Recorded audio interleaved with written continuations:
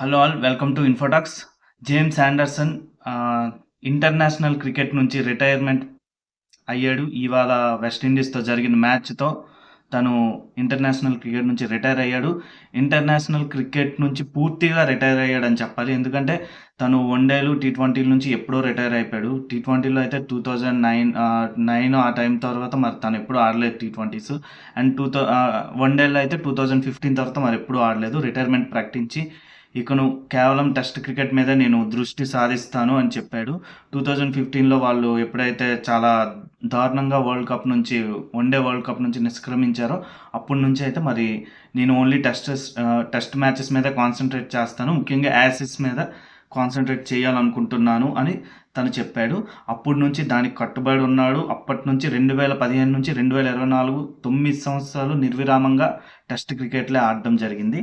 So James Anderson career చూసుకుంటే ఇంతకంట ఒక best test ప్లేయర్ని, అంటే క్రికెట్ ప్లేయరు ఇలాగ అనడం కంట ఒక బెస్ట్ క్రికెట్ ప్లేయర్ అని అనవచ్చు. ఎందుకంటే టెస్ట్స్ ఎవరైతే చాలా డిసిప్లైన్డ్గా ఆడతారో వాళ్ళనే బెస్ట్ క్రికెట్ ప్లేయర్ అంటారు.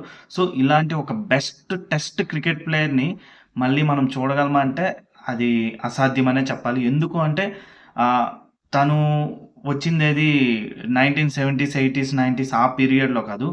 మంచి ఫ్రాంచైజ్ క్రికెట్ బాగా ఊపందుకొని మంచి క్యాష్ చేసుకునే టైంలోనే తను ఆల్మోస్ట్ పీక్లో ఉన్నాడు.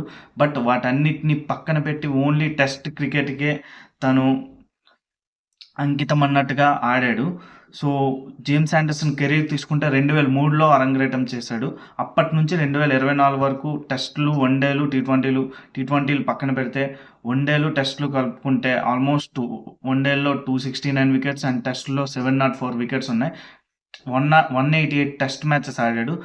ఇప్పుడు కూడా తను ఆడగలడు. బట్ తనకు అప్పుడప్పుడు చిన్న నిగిల్ ఇంజ్యూరీ అని ఏవో చిన్న చిన్న ప్రాబ్లమ్స్ వస్తున్నాయి. బట్ తను చాలా ఫిట్గా ఉన్నా కూడా, మెంటల్గా చాలా ఫిట్గా ఉన్నా, ఫిజికల్గా కొంచెం ఇంకా ఒక ప్లేయర్ అంటే ఆల్మోస్ట్ 21-22 ఇయర్స్ ఒక ఫాస్ట్ బౌలర్ ఆడటం అనేది చాలా పెద్ద విషయం. అది అంటే ఏదో ఒక స్పిన్నర్ అయినా టఫే, అంటే ఒక బ్యాట్స్మెన్ ఆడడం కంటే కూడా ఒక బౌలర్ ఆడడం అనేది, అది ముఖ్యంగా ఫాస్ట్ బౌలర్. ఎందుకంటే ఫాస్ట్ బౌలర్ లైఫ్ స్పాన్ అనేది most of the times 10 years ఉంటుంది. ఆ 10 ఇయర్స్లో కూడా లాస్ట్ 2-3 ఇయర్స్ అనేది ఫామ్ డిప్ అవుద్ది. ఎందుకంటే చాలా ఇంజురీస్ వస్తూ ఉంటాయి ఫాస్ట్ బౌలర్స్కి. 15 ఇయర్స్ కొంచెం మంది ప్లేయర్స్ ఉంటారు, బట్ అప్పుడు ఉన్న మ్యాచెస్ తక్కువ. బట్ 21 ఇయర్స్ అనేది చాలా పెద్ద విషయం. అది కూడా ఇంగ్లాండ్ లాంటి టీమ్స్ మ్యాక్సిమం టెస్ట్ మ్యాచెస్ ఎక్కువ ఇంట్రెస్ట్గా ఆడతాయి. 2015 వరకు అయితే వాళ్ళు టెస్ట్ మ్యాచెస్ మీద ఇంగ్లాండ్ టీం అనేది ఒక టెస్ట్ క్రికెట్ టీమ్గానే అందరూ చూసేవారు. ఎందుకంటే వైట్ బాల్ క్రికెట్లో వాళ్ళు పెద్దగా ఆడేవారు కాదు. అండ్ వాళ్ళు కూడా ఇంపార్టెన్స్ అనేది టెస్ట్ క్రికెట్కే చాలా ఎక్కువ ఇచ్చినట్టు కూడా మనకు కనిపించేది. ఇయాన్ బెల్ కానీ, ఆండ్రూ స్ట్రాస్ కానీ వీళ్ళందరూ ఎక్కువ టెస్ట్ ప్లేయర్స్గానే మనకి బాగా పరిచయం. సో జేమ్స్ ఆండర్సన్ అందుకే 2015 వరకు అలానే ఉన్నా, అండ్ ఆ ఫామ్ వన్డేల్లో కూడా ఫామ్ ఉన్నా కూడా తను 2015-24 వరకు ఓన్లీ టెస్ట్ ఆడడానికి కారణం ఏంటంటే ఇంగ్లాండ్లో క్రికెట్ పుట్టడం ఒక రీజన్ అయ్యి ఉండొచ్చు, తనకి టెస్ట్ క్రికెట్ మీద మమకారం ఎక్కువ ఉండడానికి. అండ్ బట్ ఎంత మమకారం ఉన్నా కూడా ఒక ఫాస్ట్ బౌలర్ ఇంత డెడికేషన్తో ఒక టెస్ట్ మ్యాచ్ మీద ఇంత కాన్సన్ట్రేషన్ చేస్తూ ఆడడం అనేది చాలా ఇన్స్పైరింగ్గా అనిపించే విషయం. నెక్స్ట్ వచ్చే ఫాస్ట్ బౌలర్స్ కూడా జేమ్స్ ఆండర్సన్ని ఇన్స్పిరేషన్గా తీసుకోవాలని అనుకోవడంలో ఎటువంటి సందేహం లేదు. ఎందుకు అంటే ఇంగ్లాండ్ పిచ్చెస్ స్వింగ్ కొంచెం అనుకూలించవచ్చు. బట్ ప్రతిసారి బాల్ని స్వింగ్ చేయడం అనేది అంత ఈజీ కాదు. స్వింగ్ సీమ్ మిక్స్, అలాగని ఓన్లీ స్వింగ్స్తోనే వేరియేషన్స్ ఏమీ జేమ్స్ ఆండర్సన్ చేయలేదు. ఇండియా వచ్చినప్పుడు బాల్ స్వింగ్ అవ్వదు. స్టిల్ ఇండియాలో కూడా మంచి రికార్డు ఉంది. ఆస్ట్రేలియాలో కూడా బాల్ పెద్దగా స్వింగ్ అవ్వదు, ఎక్కువ ఫాస్ట్ అవుద్ది. సో ఫాస్ట్లో కూడా వేరియేషన్స్ చూపిస్తేనే అక్కడ కూడా వికెట్స్ చేయగలడు. జేమ్స్ ఆండర్సన్ స్టాటిస్టిక్స్ చూసుకున్నా కూడా ఆస్ట్రేలియా అండ్ ఇండియాతోనే ఎక్కువ వికెట్స్ ఉన్నాయి. ఆస్ట్రేలియాతో టెస్టుల్లో 92 వికెట్స్ వరకు ఉంటే ఇండియాతో ఆల్మోస్ట్ 147 వికెట్స్ ఉన్నాయి. అండ్ ఇండియాలో తను చెప్పాడు కూడా, ఇండియాలో తను ఎప్పుడూ టఫ్ అనిపించే బ్యాట్స్మెన్ మాత్రం సచిన్ టెండూల్కర్ అని.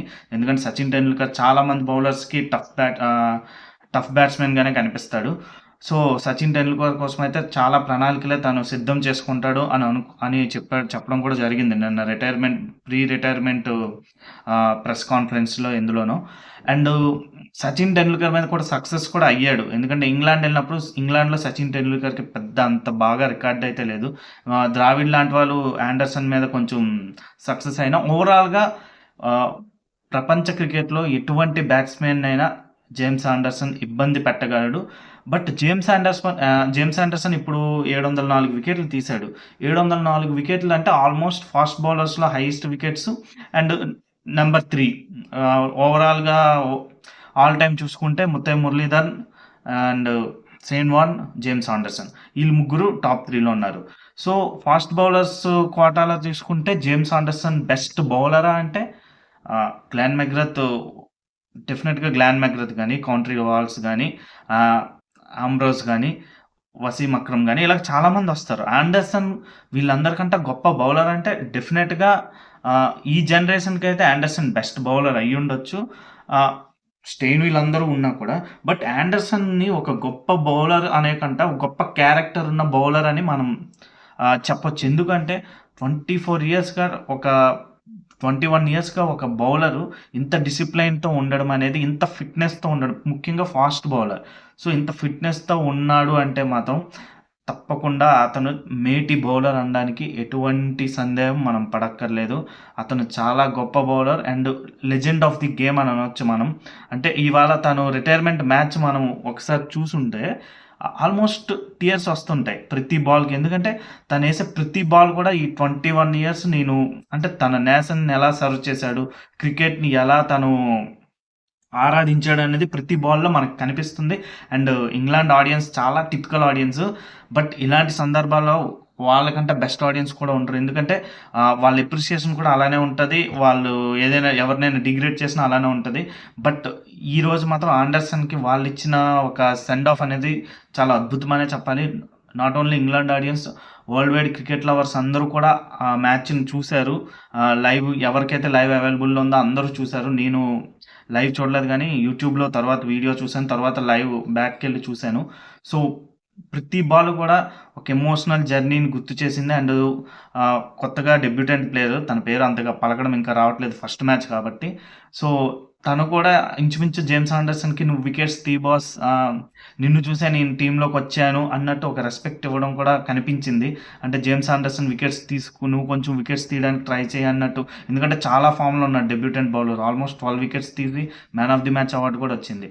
బట్ జేమ్స్ ఆండర్సన్‌కి ఆ రెస్పెక్ట్ ఇచ్చాడు. ఎందుకంటే ఆల్మోస్ట్ మ్యాచ్ విన్ అయ్యే ఛాన్స్‌లోనే ఎక్కువున్నారు ఆళ్ళు.